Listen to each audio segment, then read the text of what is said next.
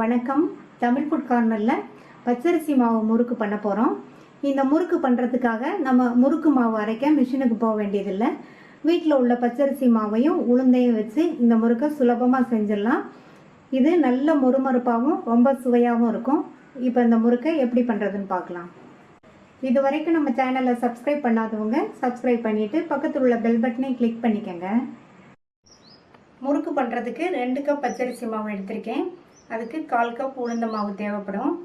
அதுக்கு 3 table spoon உளுந்தை நம்ம வறுக்கணும். கடாய் நல்லா சூடானதுக்கப்புறம் சேர்க்கணும்.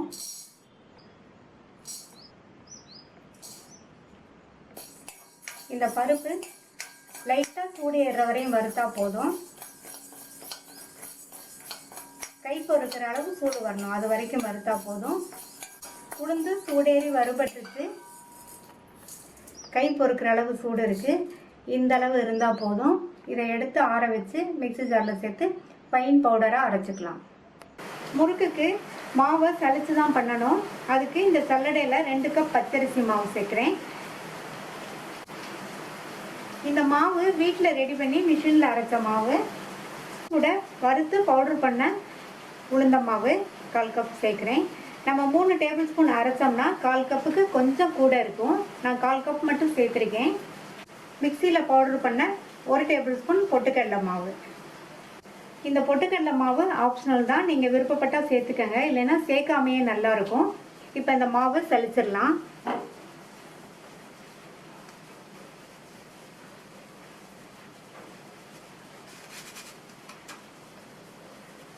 மாவு சலிச்சாச்சு.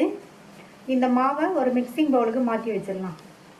இது கூட 1 டீஸ்பூன் சீரகம். நீங்கள் இதுக்கு பதில் ஓமம், எள் எது வேணாலும் சேர்த்துக்கங்க. 1/4 டீஸ்பூனில் பாதி பெருங்காய பவுடர், 3/4 டீஸ்பூன் உப்பு. இது கூட 2 டேபிள் ஸ்பூன் உருக்கின வெண்ணெய் சேர்த்துக்கலாம். இதுக்கு பதில் நீங்கள் சூடான எண்ணெய் வேணாலும் சேர்த்துக்கங்க. முறுக்கு போடுறதுக்கு சூடு பண்ணுவோம் இல்லையா, அந்த எண்ணெய் 2 டேபிள் ஸ்பூன் சேர்த்துக்கங்க. இது எல்லாத்தையும் நல்லா எல்லாமே ஒன்றா மிக்ஸ் ஆகிற மாதிரி இந்த மாதிரி மிக்ஸ் பண்ணி விட்டுக்கணும்.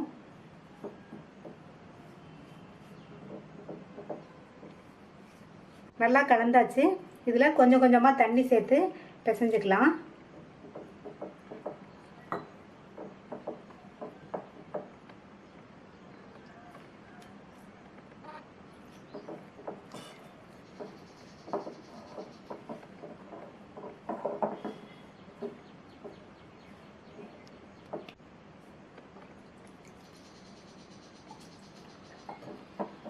மாவு சப்பாத்தி மாவை விட கொஞ்சம் தளர்வாக இருக்கணும், அந்த மாதிரி பிசைஞ்சிக்கலாம்.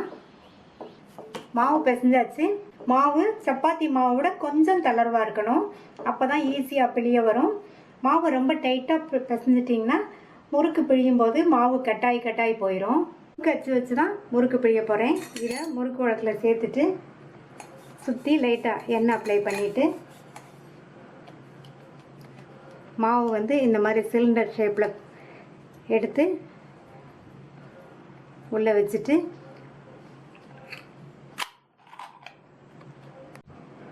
முறுக்கு பிழிகிறதுக்கு 2 கண்கரண்டி எடுத்து வச்சுருக்கேன்.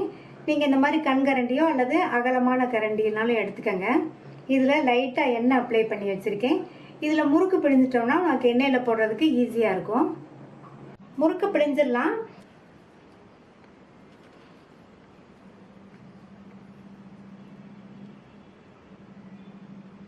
பிழிஞ்சிட்டு நல்லா இதை இந்த மாதிரி ஒட்டி விட்டுருங்க.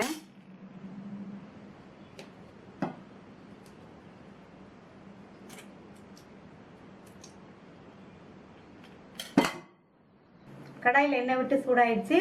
ஒரு பீஸ் எடுத்து இதில் போட்டோம்னா உடனே மேலே எலும்பி வந்துடும். அப்போனா கரெக்டாக எண்ணெய் சூடாயிடுச்சுன்னு அர்த்தம். பிழிஞ்சு வச்ச முறுக்க ஒன்றா எண்ணெயில் சேர்த்துடலாம்.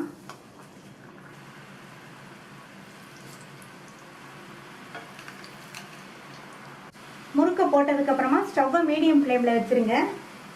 உடனே பெரட்டி விட வேண்டாம், கொஞ்சம் நேரம் கழித்து பெரட்டி விட்டுக்கலாம். கொஞ்சம் நேரம் ஆயிடுச்சு. ஒவ்வொரு முறுக்காக பெரட்டி போட்டுக்கலாம்.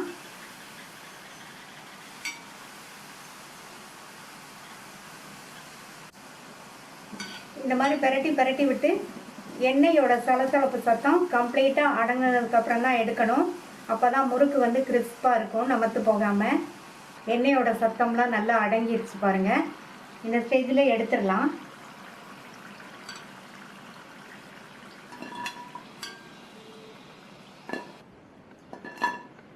மீதி உள்ளதையும் இதே மாதிரி போட்டு எடுத்துடலாம். இது அதிக அளவில் செஞ்சு ஒரு ஏர்டைட் கண்டெய்னரில் போட்டு வச்சிட்டோம்னா 15 நாள் வரைக்குமே நல்லாயிருக்கும். இந்த மொறுமொறுப்பான சுவையான பச்சரிசி மாவு முறுக்கை ட்ரை பண்ணி பாருங்கள். ட்ரை பண்ணி பார்த்துட்டு உங்கள் கமெண்ட்ஸை சொல்லுங்கள். தேங்க்யூ.